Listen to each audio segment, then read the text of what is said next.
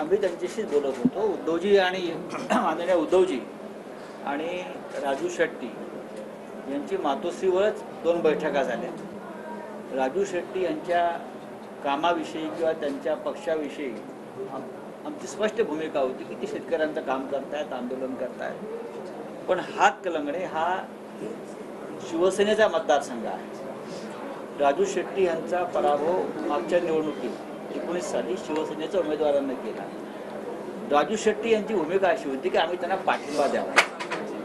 पण तिकडलं राजकीय गणित सध्याचं पाहता आमच्या सर्व पदाधिकाऱ्यांनी, माजी आमदारांनी अशी विनंती केली राजू शेट्टीने आणि आम्हाला की शिवसेनेच्या मतदारसंघामध्ये शिवसेनेचाच उमेदवार असावा मशालीवर, आणि तो मशालीवर जर लढत असेल तर उद्याच्या राजकारणात आम्हाला त्याचा फायदा होईल. आम्ही राजू शेट्टींना विनंती केली आपला पक्ष रितसर महाविकास आघाडीत सामील होऊ द्या. आम्ही त्यांना दुसरी विनंती केली की तुम्ही मशाल हे चिन्ह घ्या, आम्ही तुम्हाला तिन्ही पक्ष पाठिंबा देतो. त्यांनी विचार करायला वेळ घेतला आणि त्यांच्याकडून निरोप आला की मला मशाल चिन्ह घेता येणार नाही. त्याच्यामुळे शिवसेनेचे आमचे माजी आमदार शाहूवाडीचे सत्यजित आबा पाटील बरं का, त्यांची उमेदवारी उद्धव साहेबांनी जाहीर केली. आम्ही शेवटपर्यंत राजू शेट्टी यांना विनंती करत होतो महाविकास आघाडीत या आणि तुम्ही मशाल चिन्हावर निवडणूक लढा. तुमच्यासारखा शेतकऱ्याच्या क्षेत्रात काम करणारा कार्यकर्ता जर आम्हाला पाठवता आला तर आम्हाला आनंद आहे. प्रकाश आंबेडकर यांच्यासोबत पहिली तुम्ही केली, परंतु आत्ताची परिस्थिती पाहिली गेलं तर प्रकाश आंबेडकर आपल्यासोबत नाही आहेत, महाविकास आघाडीसोबत नाही, परंतु ते काँग्रेसच्या काही 7 ते 10 जागांवर पाठिंबा देत आहेत. परंतु ठाकरे गटाच्या उमेदवारांच्या पाठीशी मात्र ठाकरेंच्या विरोधात उमेदवार दिले तर दुसरीकडे सुप्रिया सुळेंना प्रकाश आंबेडकरांनी हो बरोबर आहे. तसं आश्चर्यकारकरित्या नागपूरमध्ये त्यांनी काँग्रेसला पाठिंबा दिले जिकडे गडकरी उभे आहेत. बरोबर आहे. आता मी प्रकाशजींबद्दल एवढंच म्हणेन की त्यांनी जरी काही बोलले तरी मी त्यांच्याबद्दल काही बोलणार नाही, कारण आमच्या दोघांच्या आजोबांचा एक ऋणानुबंध होता. त्या ऋणानुबंधाला जागून मी प्रकाशजींना पण सांगेन की आपण हुकुमशाही विरुद्ध एकत्र आलो होतो.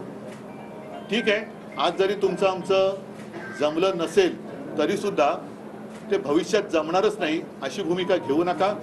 काही वेळेला काही गोष्टी अशा किंवा काही वेळ अशी असते की नाही जुळत, पण म्हणूनच तुम्ही पाहिलं असाल की अगदी संजय राऊतांवरती त्यांनी काही आरोप केले ज्याच्यामध्ये तथ्य नाही, तरी देखील आमच्याकडनं कोणी त्यांच्यावरती काही बोललेलं नाही आणि कोणी बोलणार नाही. ते म्हणतात की आघाडी म्हणतात की आघाडी तुटली, तर तुम्ही सुद्धा आता मानतात की वंचित बहुजन आघाडी सोबतची काही आता त्यांनी तर त्यांची भूमिका जाहीर केलेली आहे आणि म्हणून मी प्रकाशजींबद्दल त्यांनी किती जरी काही बोलले तरी मी काही बोलणार नाही. कारण शेवटी त्यांचे आजोबा, माझे आजोबा त्या काळात एका समाज सुधारणेसाठी एकत्र झटले होते. आता माझी अशी प्रामाणिक इच्छा होती की आम्ही दोघं जण हुकुमशाहीच्या विरोधात आणि खास करून डॉक्टर बाबासाहेब आंबेडकरांनी म्हणजे प्रकाशजींच्या आजोबांनी लिहिलेली घटना आहे, संविधान आहे, ती धोक्यात आली असताना आपण जरा थोडंसं एकत्र येऊन आपल्या सर्वसामान्य जनतेची ताकद या हुकुमशाहांना दाखवायला पाहिजे होती असं माझं मत होतं. ठीक आहे, त्यांचं आमचं यावेळेला जरी जमलं नसलं तरी मी पुन्हा एकदा सांगतो, ते जरी काही बोलले तरी मी तरी काही त्यांच्यावरती बोलणार नाही आणि माझ्या लोकांना सुद्धा सांगितले की तुम्ही काही बोलू नका. प्रकाशजींना सांगेन की तुम्ही प्रत्येक शेवटी त्या घटनेमध्येच आहे की लोकशाही आहे, प्रत्येक जण आपापली मत स्वातंत्र्य हे मांडू शकतो, मतं मांडू शकतो आणि ते स्वातंत्र्य टिकवण्यासाठीच आम्ही एकत्र येऊ इच्छित होतो.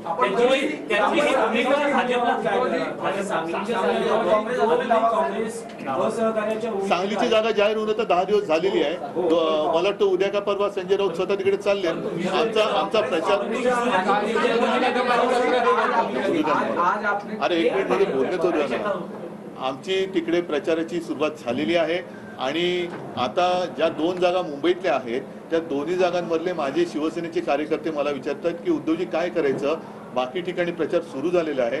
आपला मित्रपक्ष या जागा लढवतोय की नाही, लढवणार असेल तर कोण लढवतोय आणि उमेदवार कोण, तसा आम्हाला आदेश द्या, आम्ही प्रचाराला सुरुवात करतो.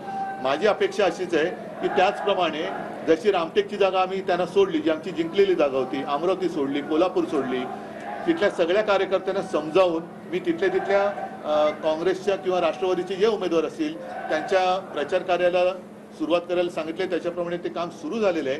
माझी अपेक्षा अशी आहे की काँग्रेसने सुद्धा अधिक वेळ न दवडता ज्याप्रमाणे आता वाटप झालेलं आहे त्याच्याप्रमाणे आपण काम करायला सुरुवात करायची आवश्यकता आहे. सांगलीत मैत्रीपूर्व लढत झाली तर नाही, शिवसेनेचा स्टँड काय असेल बाकी मैत्रीपूर्ण लढतीला काही अर्थ नसतो, कारण जेव्हा मैत्री असते तेव्हा लढत नसते आणि मैत्री पूर्ण होते तेव्हा लढत होते. त्याच्यामुळे तो निर्णय हा मला नाही वाटत ते करतील, कारण तसं झालं तर तो केवळ महाराष्ट्राचा नाही तर देशाचा घात होईल. सर, याचा अर्थ असा